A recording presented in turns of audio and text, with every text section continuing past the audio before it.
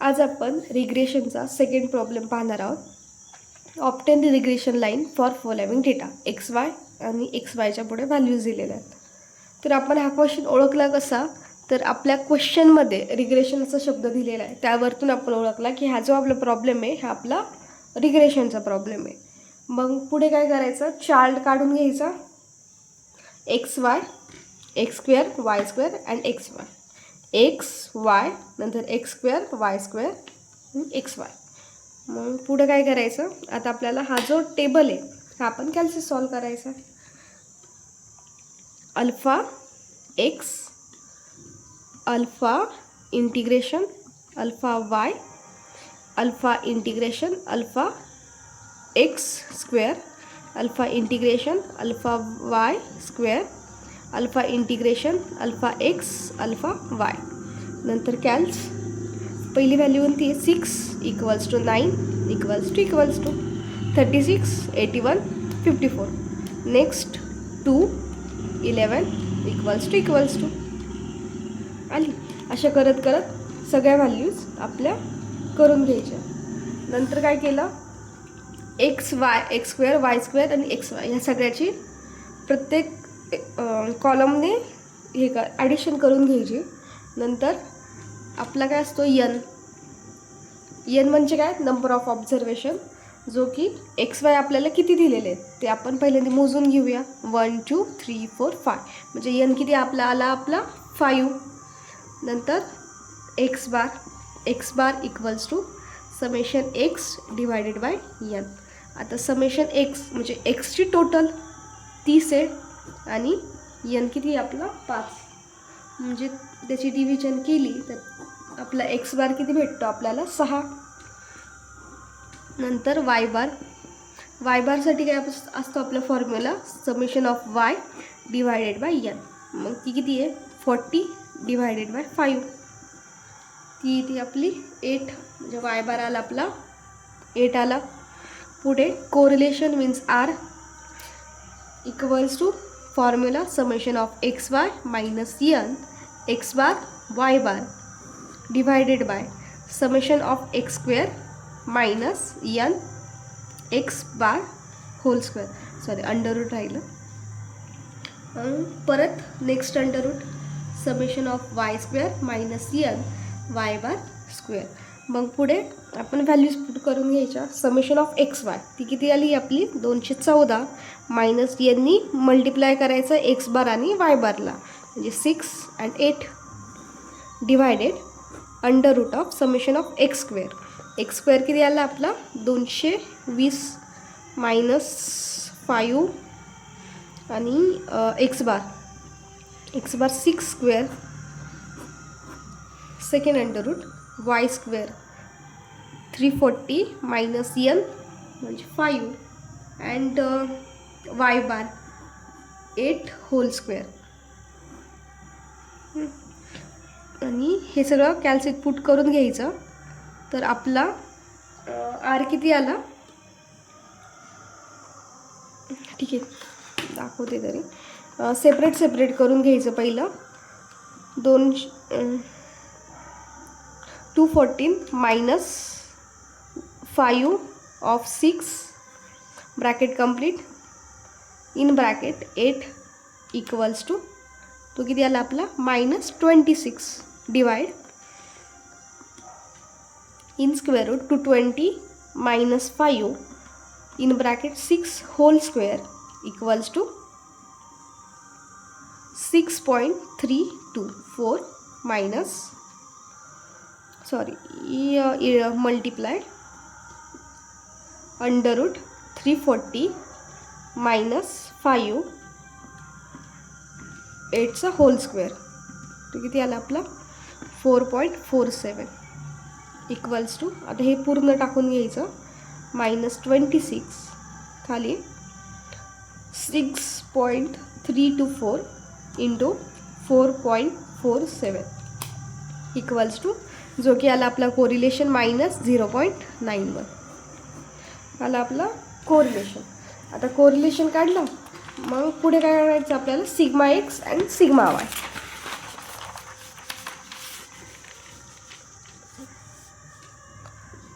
5 sigma x. Sigma एक्ससाठी आपला formula काय असतो, in square root summation of x square divided n minus x bar whole square equals to summation of x square. X square किती आली आपली 220 divided n minus n 5 minus x बारचा whole square means 6 whole square. आता हे आपण calculate put करून घेऊया. In square root divide 220 खाली 5 side minus 6 whole square equals to 2.82.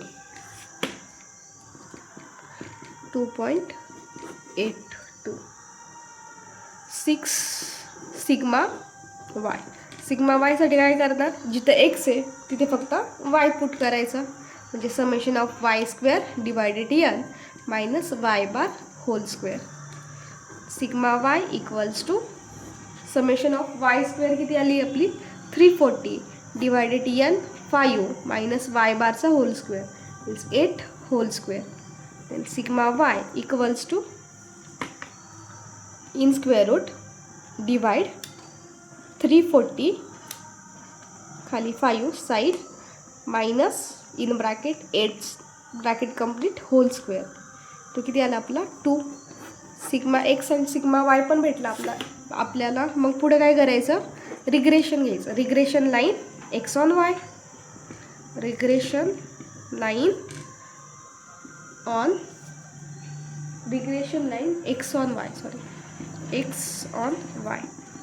X on Y म्हणजे इकडे काय ना एक्स इक्वल्स टू इकडे वाय, वाय मायनस वाय बार. इकडे कोरिलेशन आपण मल्टिप्लाय करतो sigma x divided by sigma Y.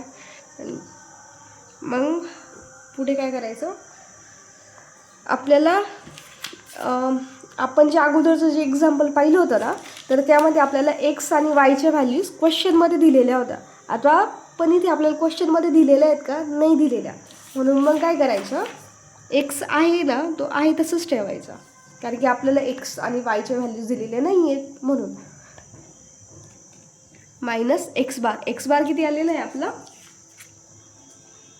6 equals to correlation minus 0.91 sigma x and sigma y. Sigma x किती आलेला आपला 2.82 डिवायडेड टू वायची पण आपल्याला व्हॅल्यू नाही दिलेली, म्हणून मग वाय आपण आहे असंच लिहिला. वाय बार आपला 8 आलेला होता, तो आपण लिहून घेतला. इकडे काय येईल x minus 6.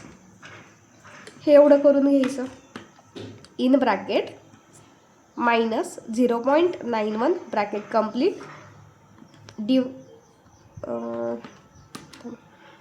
Minus 0.91 into divide 2.82 खाली 2 equals to minus 1.2831.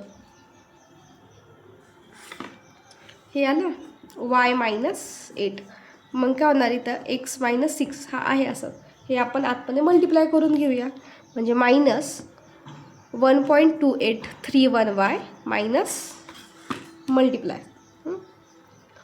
Minus 1.2831 into 8 minus 10.26. आता काही इकडे मायनस आहे 6 minus.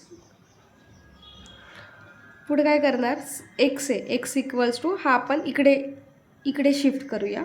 X equals to minus 1.2831 y minus 10.26 हा इकडे गेल्यावरती प्लस 6 होईल इक्वल्स टू या दोघांचे ॲडिशन सबट्रॅक्शन करून घे, म्हणजे इथे सबट्रॅक्शनच होईल मायनस 1.2831 वाय आणि ही आपल्याला किती येते प्लस 16.24.